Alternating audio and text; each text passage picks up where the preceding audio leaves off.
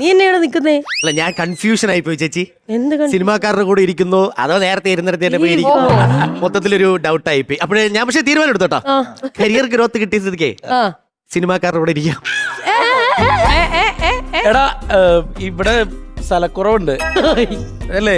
പ്രത്യേകിച്ച് എനിക്കാണെങ്കിൽ കാല് നീട്ടി ഇങ്ങനെയൊക്കെ ഇരിക്കണം. അപ്പൊ ഇരിക്കാൻ സ്ഥലമില്ല. അല്ല ചന്തുചേട്ടന്റെ മുണ്ടൊന്ന് മറ്റേ ആ സൈഡിൽ അതല്ലടോ, ആ സൈഡിൽ അവിടെ ചെറിയ സ്ഥലം മതിയായിരുന്നു എനിക്ക്. ഇവനൊരു വെള്ളിയാഴ്ച വരും എന്ന് പറഞ്ഞില്ല.